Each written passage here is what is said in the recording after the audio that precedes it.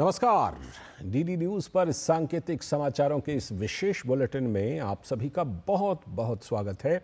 मैं हूं लाल चंद्र सिंह और हमारे साथ मौजूद हैं हमारी सहयोगी मनीषा शर्मा।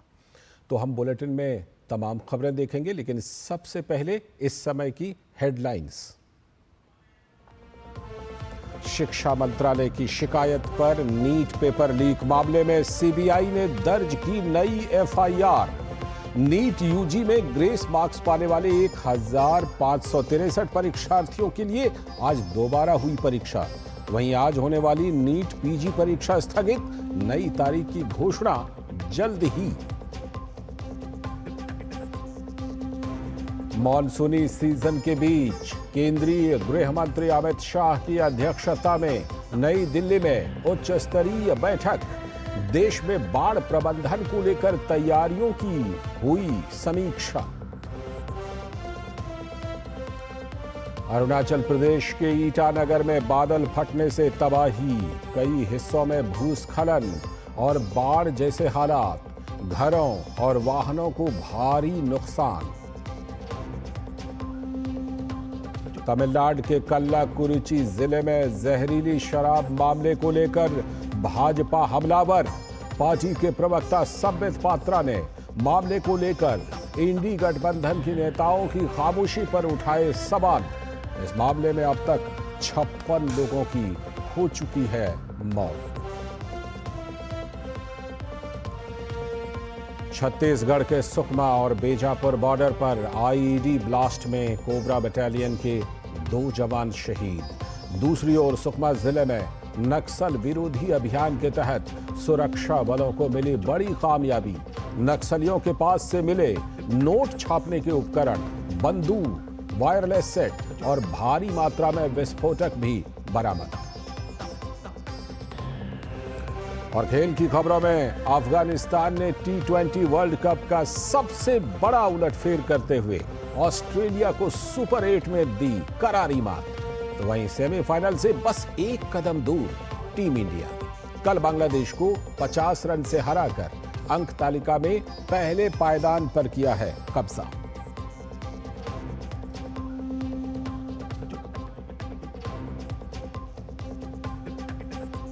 ये थी हेडलाइंस। अब देखते हैं खबरों को विस्तार से। सीबीआई ने नीट पेपर लीक मामले में नई एफआईआर दर्ज कर ली है। ये एफआईआर शिक्षा मंत्रालय की शिकायत पर दर्ज की गई है। इसके अलावा नीट पेपर लीक मामले को लेकर विभिन्न राज्यों में जो मामले दर्ज कर जांच की जा रही हैं, उसे भी सीबीआई अपने पास जांच के लिए लेने की कोशिश करेगी, ताकि इस नीट पेपर लीक की तह तक जांच की जा सके। शिक्षा मंत्रालय ने शनिवार को परीक्षा से जुड़ी गड़बड़ी मामले में समीक्षा के आधार पर पूरे प्रकरण की जांच सीबीआई को सौंपने का फैसला लिया, जिसके बाद अब मेडिकल दाखिले की नीट यूजी 2024 परीक्षा में कथित गड़बड़ी की जांच केंद्रीय जांच ब्यूरो कर रहा है। दरअसल सरकार ने परीक्षा की शुचिता और पारदर्शिता को बनाए रखने के लिए इस मामले की व्यापक जांच के लिए सीबीआई को सौंपने का निर्णय लिया। सरकार परीक्षाओं को पारदर्शी तरीके से सुनिश्चित करने और छात्रों के हितों की रक्षा के लिए प्रतिबद्ध है। सरकार ने साफ कहा है कि गड़बड़ी में शामिल किसी भी व्यक्ति या संगठन के खिलाफ सख्त कार्रवाई होगी।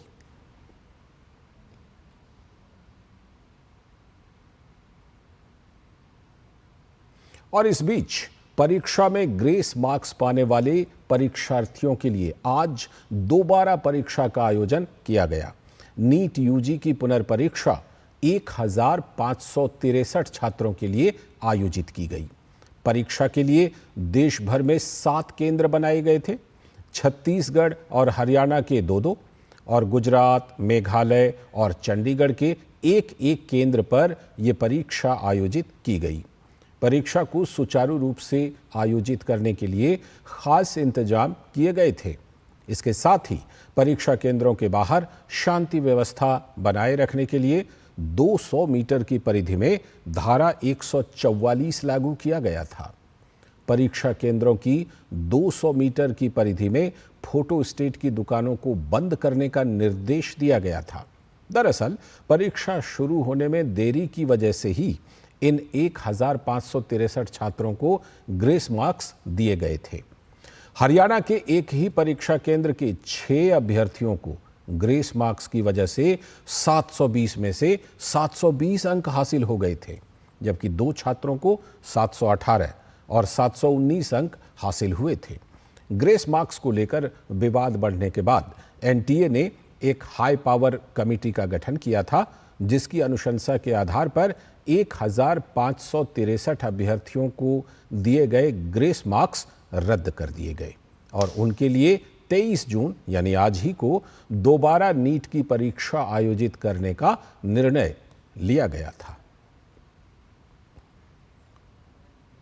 और नीट यूजी परीक्षा को लेकर जारी विवाद के बीच राष्ट्रीय परीक्षा बोर्ड द्वारा आज आयोजित होने वाली नीट पीजी प्रवेश परीक्षा स्थगित कर दी गई।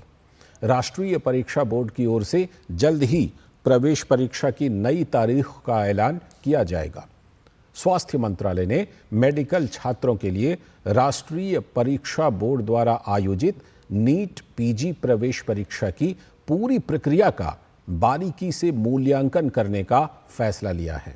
इसीलिए आज को होने वाली परीक्षा को फिलहाल स्थगित करने का निर्णय लिया गया है।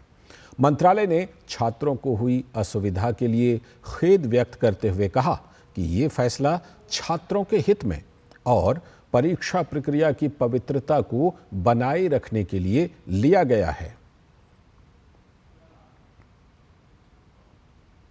और उधर नीट पेपर लीक मामले में गिरफ्तार 6 आरोपियों का पटना के एलएनजेपी अस्पताल में मेडिकल करवाया गया। बता दें कि बिहार पुलिस ने आरोपियों को 21 जून को झारखंड के देवघर से गिरफ्तार किया था। और मेडिकल प्रवेश परीक्षा यानी नीट पेपर लीक मामले के तार महाराष्ट्र के लातूर तक पहुंच गए हैं। इस मामले में नांदेड़ की एटीएस टीम ने पेपर लीक मामले के संदेह में 2 लोगों को हिरासत में लिया था। दोनों क्रमशः सोलापुर और लातूर जिलों में जिला परिषद स्कूलों में शिक्षक हैं और लातूर से निजी कोचिंग कक्षाएं चलाते हैं। एटीएस को संदेह था कि ये शिक्षक इसी माध्यम से पेपर फुटेज मामले में शामिल हैं। इस संबंध में जांच करने पर दोनों को हिरासत में लिया गया और पूछताछ की गई। इस बीच जांच के बाद इन दोनों शिक्षकों को रिहा कर दिया गया है। शिक्षकों की पहचान संजय तुकाराम जाधव और जलील उमर खान पठान के रूप में हुई है।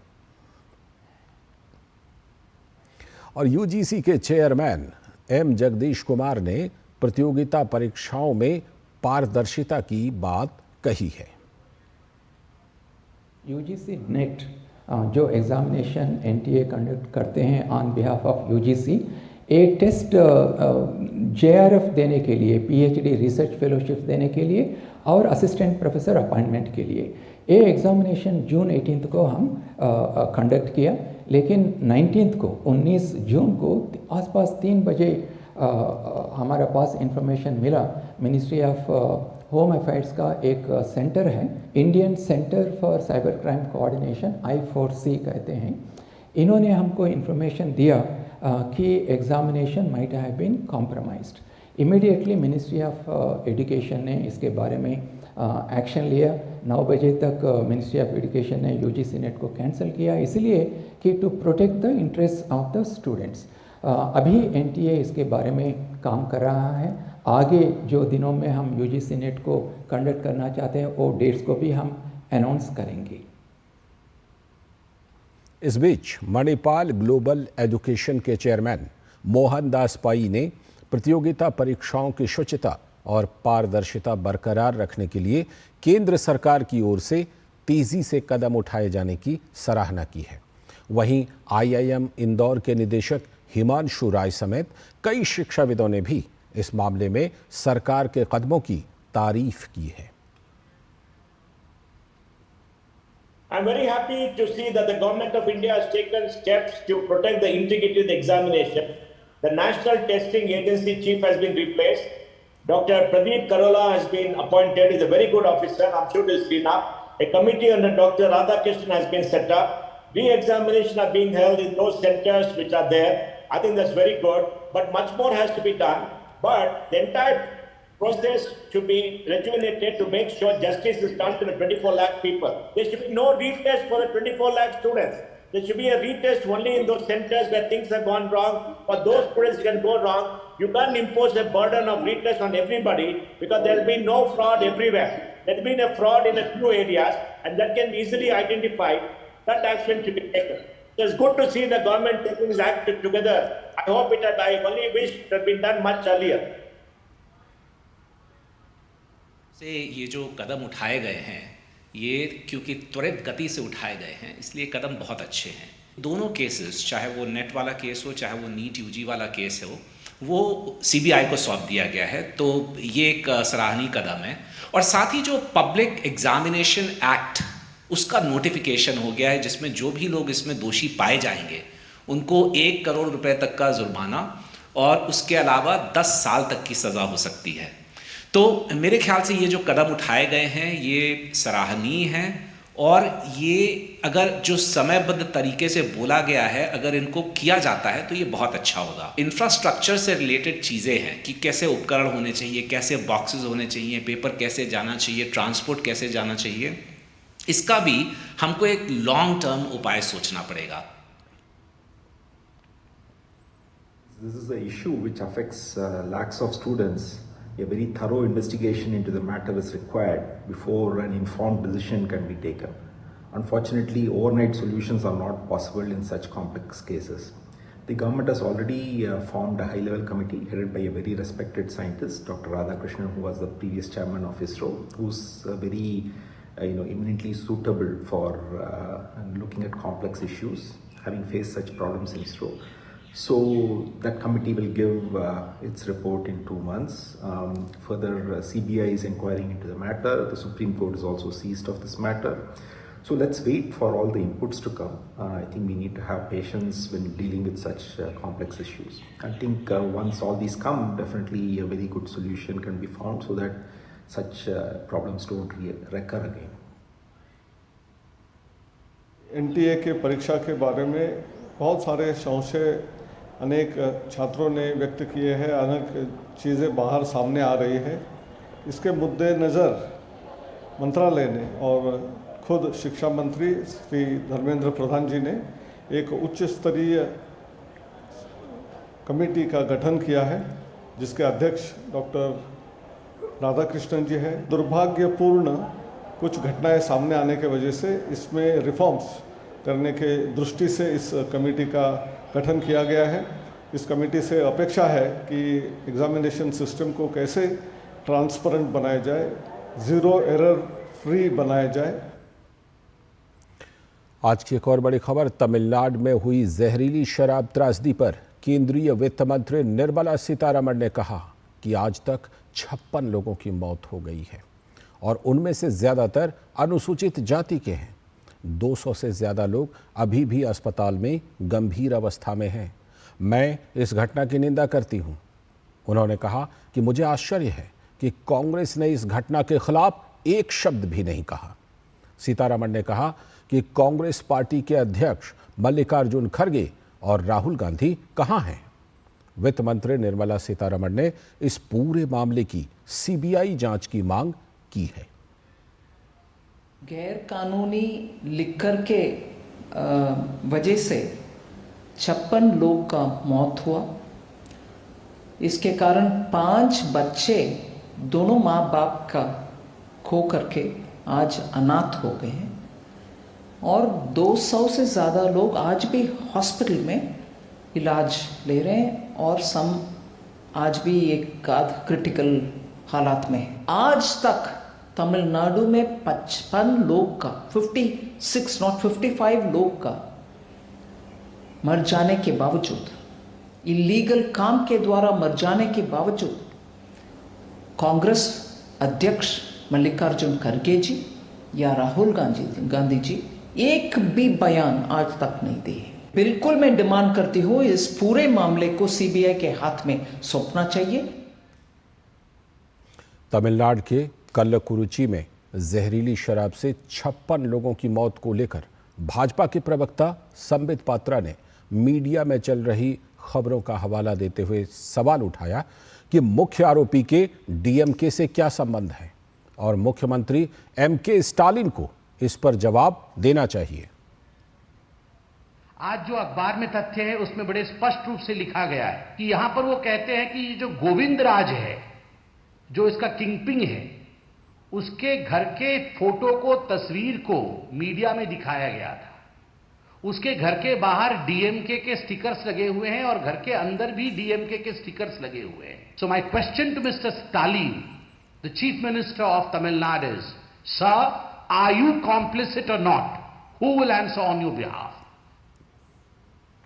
और भाजपा के प्रवक्ता ने कांग्रेस, डीएमके और अन्य विपक्षी दलों की चुप्पी पर भी सवाल उठाए। More than 56 people have died and many of them are critical still. इस विषय पर कांग्रेस पार्टी के मल्लिकार्जुन खड़गे, प्रियंका वाड्रा, राहुल गांधी, सोनिया गांधी, डीएमके और इंडिया अलायंस के तमाम जो लोग हैं, इस पे एक चुप्पी साधे हुए हैं। अगर 32 से अधिक दलितों की, मैं तो कहूंगा ये हत्या है, ये मृत्यु नहीं है, अगर एक प्रायोजित हत्या होती है, उस पर इतने पॉलिटिकल पार्टीज चुप हैं केवल इसलिए, और उनके एजेंडे में ये विषय इसलिए नहीं आता है क्योंकि उनको लगता है कि उनका राजनीतिक हित इससे सध नहीं रहा है। आज की एक और बड़ी खबर, केंद्रीय गृह एवं सहकारिता मंत्री अमित शाह ने देश में बाढ़ प्रबंधन की समीक्षा के लिए नई दिल्ली में उच्च स्तरीय बैठक की अध्यक्षता की। इस मौके पर उन्होंने कहा कि प्रधानमंत्री नरेंद्र मोदी के नेतृत्व में भारत का आपदा प्रबंधन जीरो कैजुअल्टी अप्रोच के साथ आगे बढ़ रहा है। उन्होंने कहा कि केंद्रीय जल आयोग के बाढ़ निरीक्षण केंद्र आवश्यकता के अनुरूप और अंतर्राष्ट्रीय स्तर के होने चाहिए। उत्तर पूर्व में कम से कम 50 बड़े तालाब बनाकर ब्रह्मपुत्र नदी के पानी को डाइवर्ट करने की व्यवस्था हो, जिससे बाढ़ से निजात मिले और कृषि, सिंचाई और पर्यटन विकसित हो। नदियों के जलस्तर के पूर्वानुमान को अपग्रेड कर बाढ़ की समस्या को कम करने के प्रयास किए जाएं। बाढ़ की स्थिति में जल भराव से निपटने के लिए सड़क निर्माण के डिजाइन में ही प्राकृतिक जल निकासी का भी प्रावधान हो। केंद्रीय गृह मंत्री ने एनडीएमए और जल शक्ति मंत्रालय को सिक्किम और मणिपुर में आई बाढ़ का अध्ययन कर गृह मंत्रालय को विस्तृत रिपोर्ट देने का निर्देश दिया। साथ ही जंगल की आग रोकने के लिए नियमित रूप से फायर लाइन बनाने, सूखे पत्तों को हटाने और स्थानीय निवासियों और वन कर्मियों के साथ समय समय पर मॉक ड्रिल करने के भी निर्देश दिए। उन्होंने विभिन्न विभागों द्वारा विकसित की गई मौसम, वर्षा और बाढ़ चेतावनी संबंधित ऐप्स को एकीकृत किए जाने की जरूरत पर भी जोर दिया।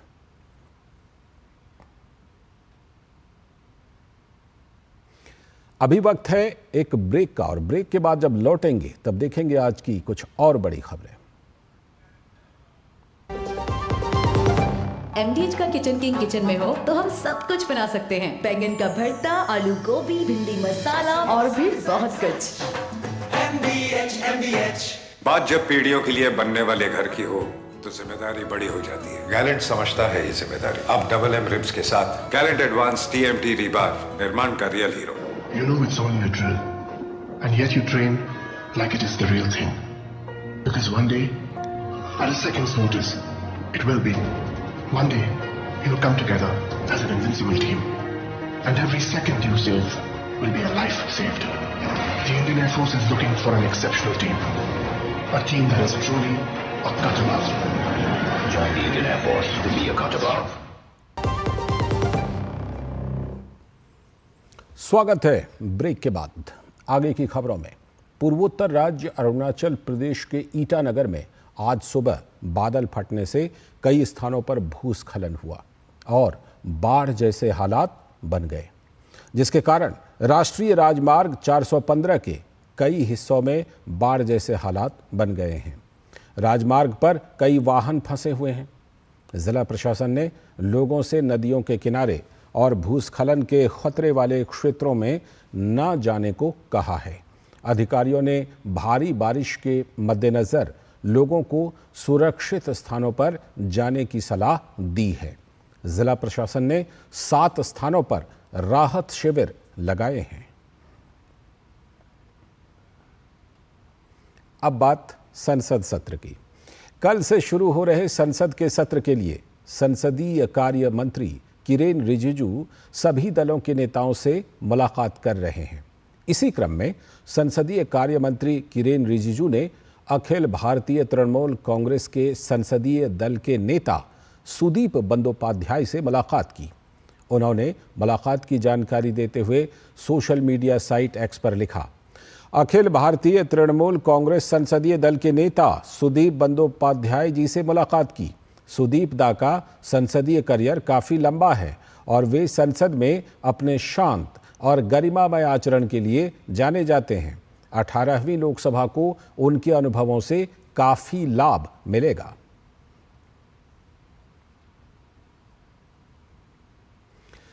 आगे की बड़ी खबर, उत्तर प्रदेश को लेकर कांग्रेस नेता शशि थरूर के बयान की हर ओर निंदा हो रही है। सोशल मीडिया प्लेटफॉर्म एक्स पर उनके पोस्ट के जवाब में बहुत से लोगों ने टिप्पणी कर उनके बयान का विरोध जताया है। भारतीय जनता पार्टी के कई नेताओं और मंत्रियों ने भी उनके बयान पर आपत्ति जताई है। केंद्रीय मंत्री जितेंद्र प्रसाद ने एक्स पर लिखा, मैं अपने राज्य और यहाँ के लोगों को लेकर इस तरह की निंदनीय टिप्पणियों पर अपमानित महसूस करता हूँ। यूपी का ऐसा अपमान निंदनीय है और इसकी कड़े शब्दों में निंदा की जानी चाहिए।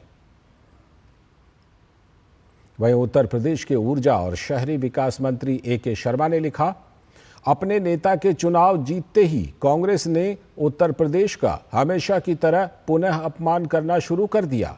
जीवन दान देने वाले प्रदेश की जनता का धन्यवाद भी ठीक से नहीं किया। मरी हुई कांग्रेस ने और उल्टे अब ये अपमान।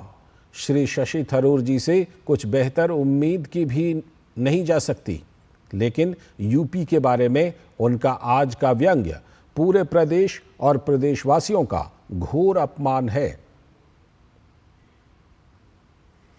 असम के मुख्यमंत्री हिमंता बिस्वा शर्मा ने लिखा, ये सज्जन अक्सर विभिन्न संस्कृतियों, पहले पूर्वोत्तर और अब यूपी पर तीखे शब्दों के साथ व्यंग्य कर रहे हैं।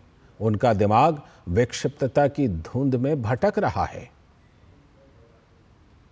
वहीं भाजपा के प्रवक्ता CR केसवन ने लिखा, शशि थरूर बार बार ऐसा करने वाले, ये राजीव चंद्रशेखर का बयान है, ऐसा करने वाले अपराधी हैं। पहले भी हमारे पूर्वोत्तर के भाई बहनों की पारंपरिक पोशाक को अजीब बताकर उनका गंभीर अपमान किया।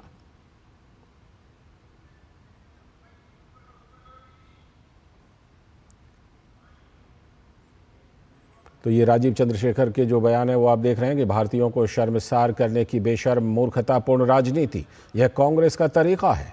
कुछ महीने पहले कांग्रेस के एक अन्य वैश्विक नागरिक पित्रोदा ने भारतीयों को अफ्रीकी, चीनी, मध्य पूर्वी आदि बताया था। इस प्रकार की श्रेष्ठता की भावना कांग्रेस के DNA में गहराई तक व्याप्त है।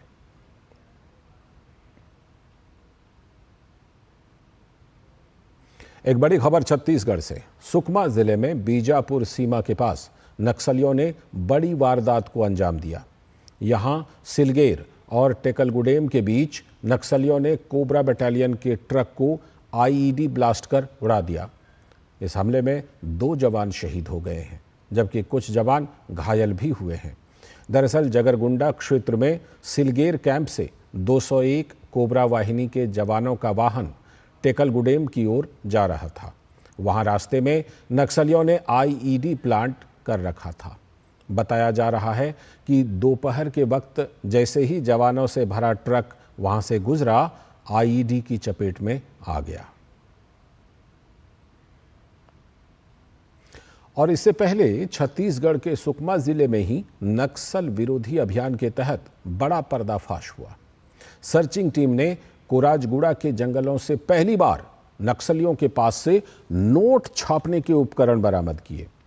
सर्चिंग टीम ने मौके से 50, 100, 200 और 500 रुपए के नकली नोट के सैंपल के साथ colour printer machine, inverter machine, colour ink बरामद किए।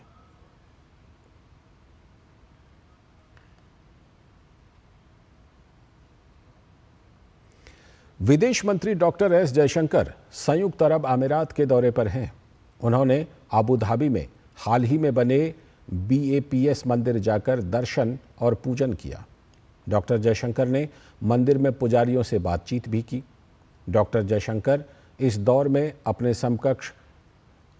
में अपने समकक्ष अब्दुल्ला बिन जायद अल नहयान से भी मुलाकात करेंगे और विभिन्न द्विपक्षीय मुद्दों पर बातचीत भी करेंगे। प्रख्यात विचारक और शिक्षाविद डॉक्टर श्यामा प्रसाद मुखर्जी को उनके बलिदान दिवस पर प्रधानमंत्री नरेंद्र मोदी ने सोशल मीडिया प्लेटफॉर्म X पर नमन किया। उन्होंने लिखा, देश के महान सपूत, प्रख्यात विचारक और शिक्षाविद डॉक्टर श्यामा प्रसाद मुखर्जी को उनके बलिदान दिवस पर सादर नमन। मां भारती की सेवा में उन्होंने अपना जीवन समर्पित कर दिया। उनका ओजस्वी व्यक्तित्व देश की हर पीढ़ी को प्रेरित करता रहेगा। और केंद्रीय स्वास्थ्य मंत्री और भाजपा के राष्ट्रीय अध्यक्ष JP नड्डा ने भाजपा मुख्यालय में डॉक्टर श्यामा प्रसाद मुखर्जी की पुण्यतिथि पर उन्हें पुष्पांजलि अर्पित की। इसके साथ ही उन्होंने वृक्षारोपण अभियान में हिस्सा भी लिया।